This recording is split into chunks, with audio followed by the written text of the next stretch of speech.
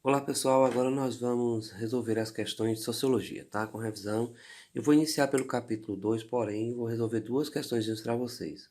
Uma é de caráter mais introdutório à sociologia e outra referente a Durkheim, tá bom? Nessa questão de número 3 do capítulo 2, a questão diz o seguinte: sobre a concepção de conhecimento científico, né, presente no positivismo do século XIX, é correto afirmar o quê?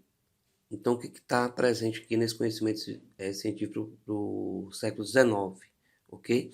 Positivismo foi uma das grandes correntes de pensamento social, destacando-se entre seus principais teóricos Augusto Comte e Durkheim. Então, quando fala uma questão como essa, né, sobre a questão do positivismo, você tem que pegar aquelas características já recorrentes do positivismo, né? Por exemplo, a valorização da ciência como dona da verdade, a rejeição da religião, né, da crença, e o fortalecimento do capitalismo nesse período influencia muito o pensamento, né? Aí tem a questão das revoluções burguesas, uma série de outras características menores, mas não menos importantes. Então, é, o que é correto afirmar sobre a questão do positivismo e o conhecimento científico desse período? Bom, a busca de leis universais só pode ser empreendida no interior das ciências naturais, razão pela qual o conhecimento sobre o mundo dos homens não é científico. Aí aqui, ó, o não é que torna essa questão, essa alternativa falsa, tá bom? Por quê? Porque se a gente está fazendo o uso das ciências naturais, né? O uso de leis universais e o uso da razão, obviamente a gente está explorando aqui a questão é, da ciência, tá bom? Os fatos sociais fogem à possibilidade de constituir objeto do conhecimento. Então a palavra fogem também torna a opção B falsa, porque ao tratar de Durkheim, os fatos sociais é um objeto de análise da ciência, ok? Então vamos lá. Aprender a sociedade como um grande organismo, ok? A exemplo do que fazer o materialismo histórico é rejeitado é rejeitado como fonte de influência e orientação para as investigações empreendidas no âmbito das ciências sociais. Então, mais uma vez, uma palavrinha torna aqui a alternativa errada. É rejeitado. Na verdade, não é rejeitado. É justamente o foco da análise científica, seja do materialismo histórico ou mesmo dos fatos sociais de Durkheim. A ciência social tem como função organizar e relacionar a vida coletiva, ok? O que demanda a necessidade de entender suas regras de funcionamento, suas instituições forjadas historicamente. Apesar da palavra forjada não ser uma palavra tão comum utilizada para definição de um conceito tão importante como esse, essa alternativa é uma forte candidata, ela não tem nada aqui que me pareça estar errado, mas eu vou ver o que há de errado na E, tá bom? O papel do cientista social é intervir na... Aqui, ó. Quando já falo em intervir, é uma questão muito complicada, porque, por exemplo, eu lembrei logo do Max Weber. Então, não é uma intervenção direta. Para Weber, é apenas uma análise, uma compreensão. Então, vamos lá. O papel do cientista social é intervir na construção do objeto. Ele não vai construir o objeto, ele vai analisar o objeto. Então, a alternativa E também é falsa. O que nos resta? A alternativa D com a melhor possibilidade, apesar da palavra forjada, tá bom? Então, é exatamente isso aí. Eu percebo que essas questões vestibulares, galera, por eliminação, elas tornam mais interessantes. A eliminação facilita você chegar à opção correta. Beleza? Então, vamos para a próxima questão? Bem, galera, nessa próxima questão, a questão de número 6, trata dos fatos sociais, ou mais ou menos o conceito de fatos sociais de Durkheim. A pergunta diz assim, ó, de acordo com Durkheim, a respeito dos fatos sociais, pode-se afirmar corretamente que, né? Então, o que são fatos sociais para Durkheim? Isso é bacana a gente analisar. Vamos para o texto. Analise a afirmação a seguir. Chamaremos normais os fatos que apresentam as formas mais gerais. Olha só, isso é importante, ó. Esse é o próprio Durkheim dizendo, tá? Lá em A Regra do Método Sociológico. E daremos aos outros o nome de mórbidos ou patológicos. Aqui entra aquela ideia, né? De que, galera, ó, da anomia. Anomia. Beleza? Patológicos. Que são alguns distúrbios ou fugimento, desregramento das questões corriqueiras ou normais da sociedade, que o Durkheim vai dizer. Mas aqui ele não está querendo tratar exatamente do que são as anomias, mas de fato o que são os fatos sociais, tá bom? Letra A. Fatos sociais mais gerais constituem um estado de anomia em uma estrutura social. Justamente o contrário, um estado de anomia foge de um fato social, então não é padrão, é uma patologia. Então a letra A é falsa. Um fato social é caracterizado como patológico quando gera repulsa individual, podendo ser ou não adotado como componente de uma sociedade. Na verdade, houve aqui uma confusão total, porque é o seguinte, um fato social é caracterizado como patológico quando gera repulsa individual. Na verdade, não é necessariamente uma repulsa individual, mas é um desregramento coletivo, né, que pode afetar a muitos, não necessariamente a uma única e exclusiva pessoa, tá bom? E também não se caracteriza como uma patologia, um fato ser ou não adotado como componente de uma sociedade. Porque a ideia da patologia é justamente tentar, ou essa anomia, tentar uma correção e não ser tida como uma normalidade para tornar-se um fato social, que é o contrário da patologia ou da anomia. Então, falsa. A excepcionalidade da forma social revela seu caráter alienante, universal e particular. Na verdade, uma outra grande confusão, né? Porque o fato social não é uma forma social que revela uma situação alienante, tá? Apesar da sociedade influenciar o sujeito, não é disso que Durkheim está dizendo, muito menos uma relação entre o que é universal e particular ao mesmo tempo, tá? Inclusive, não tem nada de particular no fato social. O que tem é de uma ideia de universal no sentido de que é para todos, tá? Quando você pega aquelas características lá, geral, coercitiva, é, enfim, as três características do fato social, né? E exterior, talvez essa ideia do universal aqui na proposta seria isso, mas ela é também falsa. A educação escolar constitui-se em um fato social nas sociedades modernas por se impor a todos e existir independente de cada indivíduo. Aqui o que ele fez nessa alternativa? Ele deu um exemplo de fato social, que é a escola, a educação escolar. Apesar da palavra estar tem uma certa força aqui de impor, mas esse impor ele aparece como aquela ideia de coerção, ou seja, os indivíduos são obrigados, e é papel do Estado, a ir para a escola numa sociedade moderna, tá bom? E isso independe da vontade do indivíduo. Quando eu digo independe, não é se ele quer ir para a escola ou não. A escola vai existir independente se um ou outro não concorda ou não quer. O que é muito raramente difícil encontrar alguém que não esteja de acordo com a ideia da escola. Então essa é uma forte candidata para a resposta correta. Os fatos sociais estabelecem apenas em sociedades de solidariedade mecânica. Negativo. Apenas torna a opção falsa. Então a melhor opção mesmo, galera, ó, é a opção D, tá bom? Porque os fatos sociais podem também ocorrer, e principalmente ocorrer, em solidariedade orgânica, é o caso da sociedade capitalista. Vamos para a próxima questão. Bem, galera, essa questão é a questão do capítulo 3, né? Questão 2, que trata um pouco sobre a ideia de estratificação social, né? Essa mobilidade entre os estratos sociais ou as camadas sociais. Eu não gosto de usar muito camadas porque é um ponto de vista muito marxista, mas veja só. Eu tenho uma tabela, né, onde o título é Brasil, mobilidade social entre as gerações. Aí eu tenho a geração de 73, 82 e 94. E a proposta é, de acordo com a tabela, assinar a alternativa correta. Então, o que a tabela demonstra? Isso aqui é uma questão de interpretação, né? Essa mobilidade ascendente, ou seja, sair das classes menos inferiores, fazer aqui aquela ideia nossa da aula, ó.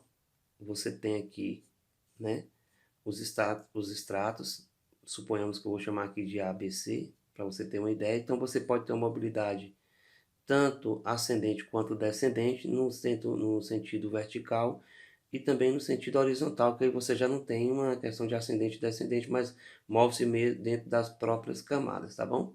E aí segue. Então, o que a gente pode analisar? Letra A. Percebe-se que Mantido o mesmo ritmo, somente no ano de 2100 o Brasil possuirá um nível adequado de um sistema educacional. Então, se a gente for entender que há um crescimento aqui, ó, né, dessa, na verdade, crescimento numérico, né, da posição de descendente, então você vê que não há uma possibilidade de melhora, tá? Segundo a tabela aqui. Então a A fica falsa. E quando fala do sistema educacional, partindo do pressuposto que através da educação o sujeito consiga erguer-se, né? Letra B. Há uma constância na ascensão social positiva. Então, ascendente, olha só, 73, 47, 82, 38 e 94, 37. Então, não há uma constância, há uma queda, né? Uma diminuição. C. Pela análise dos números, constata que a ascensão social tornou-se difícil. Tá vendo aqui? Uma redução de 47 a 38, diminui um pouco de 82 para 94, mas ainda continua caindo. Mas bem menos, né? Notando-se um grande avanço do decréscimo no do nível de vida a partir de 1973. Então, o que, que acontece? A gente tem aqui, ó, olha só o aumento descendente, né? Da queda dos estratos mais altos para o mais baixo, ó. Isso indica o quê? Uma queda da qualidade de vida, do nível de vida. Nesse caso da tabela, de 73 a 94. Correto? Então, forte candidato aqui a ser a opção correta. Vamos ver o que tem na D e na E. O país mostra-se pessimista em relação à ascensão social. Porém, deve-se destacar uma total estabilidade da imobilidade social. Então, a gente vai lá em imobilidade social e vê que não há uma estabilidade. Tá? Houve um decréscimo, aqui ainda que seja pequeno, continua tendo um decréscimo. A classe média vem percebendo ser a educação a saída para a ascensão, não havendo nos anos apontados comprometimento em sua escalada social. Então, o que, que acontece? Se a gente for pensar nesse último tópico, né, você vê que vai acontecer justamente o contrário do que propõe a alternativa E. Apesar se imaginemos que a educação vista ainda pela classe média fosse isso, nós não estamos vendo um comprometimento assim, que isso venha comprometer a sua escala social. Pelo contrário, olha só, vem aumentando essa queda, tá? Então não há uma estabilidade, há assim um comprometimento. Então a melhor opção mesmo é a opção C. Vamos para a próxima questão? Bem, galera, essa questão é de número 4, capítulo 3. Ela é exclusiva de Marx, ok? Como eu achei que ela tinha alguns pontos específicos de conceitos como ideologia, fetichismo, então eu achei ela bem completinha. Então nós vamos tentar respondê-la aqui, né? Tentar não, nós vamos respondê-la, tá? A pergunta diz o seguinte: com base nos pensamentos de Karl Marx, podemos afirmar que... É o que tem um texto, vamos lá, ver se ajuda em alguma coisa. Que é uma jornada de trabalho. De quanto é o tempo durante o qual o capital pode consumir a força de trabalho, cujo valor diário ele paga? Por quanto tempo pode ser prolongada a jornada de trabalho, além do tempo de trabalho necessário à reprodução dessa mesma força de trabalho? Então, são perguntas que Marx faz em O Capital, né? Crítica da economia política e um recorte aí do pensamento marxista sobre a questão do que é essa força de trabalho, os meios de produção, mais-valia e infraestrutura. Vamos ver o que as alternativas propõem. Na verdade, ele quer saber a respeito de alguns conceitos em Marx. Letra A. A infraestrutura é a base econômica de uma sociedade e determina a superestrutura, que é a base ideológica, tá? Ou seja, as estruturas político, jurídico e ideológico. Galera, tá muito claro essa questão, então eu nem vou me preocupar, tá? A alternativa correta é essa, porém eu quero analisar as outras com vocês. O que eu quero chamar a atenção é isso. Em Marx, essa estrutura econômica, essa base econômica, que é a infraestrutura, ela sempre vai determinar a superestrutura. Isso significa o quê? É justamente a ideia do materialismo histórico de Marx, tá?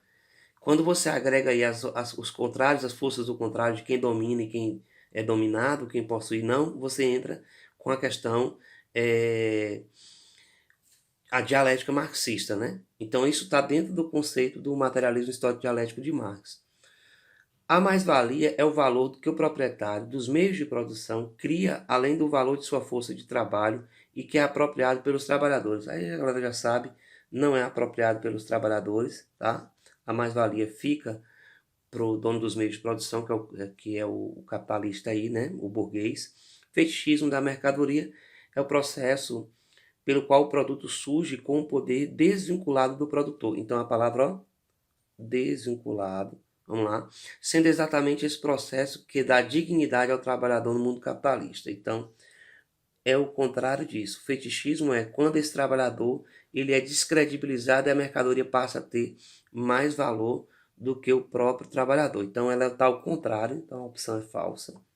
D. A ideologia permite que o trabalhador do mundo capitalista reaja prontamente à exploração a que é submetido. Na verdade, esse processo de revolução que Marx propõe, que seria o restante fora o termo ideologia aqui, porque ideologia para Marx é uma forma pela qual as pessoas passam ou constroem a forma de se organizar, pensar, em que no caso do trabalhador no mundo capitalista, ele é submetido a essa ideologia burguesa. Então, a alternativa é falsa.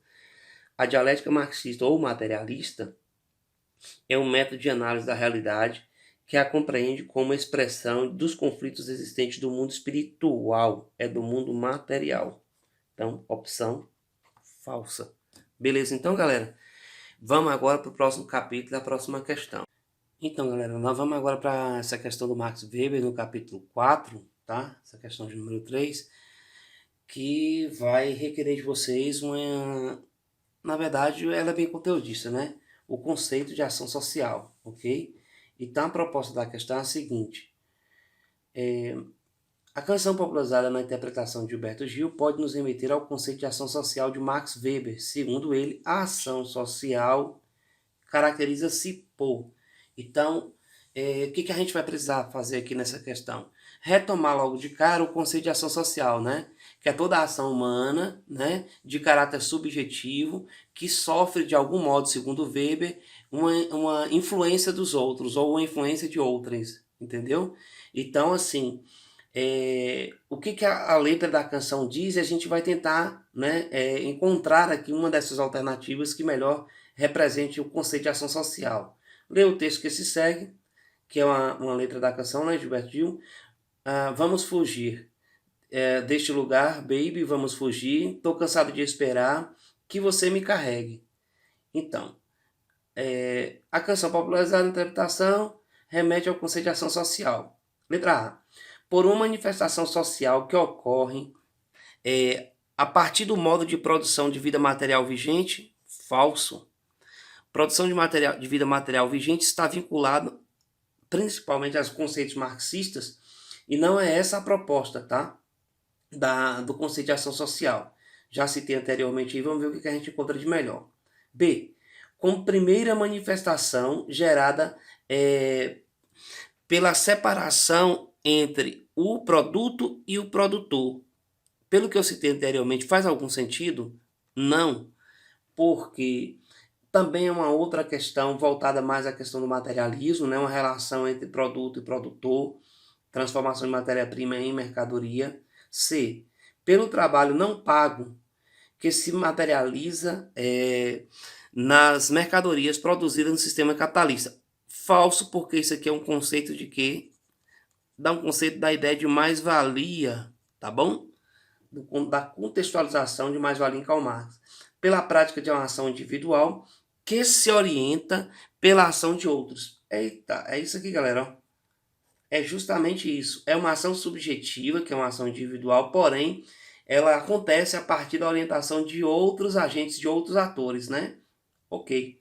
Pela construção das explicações sociais, a partir da conceituação dos fenômenos e manifestações. Como a gente encontra a alternativa certa, também não se trata de uma manifestação de fenômenos e manifestações, mas sim de uma ação individual de cada sujeito, né, que vai constituir a formação de uma sociedade, a construção aí do seu sistema social, de suas instituições e suas relações como um todo. Beleza? Vamos para a próxima questão? Então, galera, aí para finalizar, nós vamos fazer aqui a última questão, a questão 7 do capítulo 7, tratando da questão de cidadania, tá? Tem a temática cidadania. Tem aqui um texto de Habermas, mas nós não discutimos Habermas ainda, mas não vai ser difícil a gente fazer essa interpretação, tá bom? Então vem comigo aqui. A proposta da questão é Enem 2012, tá?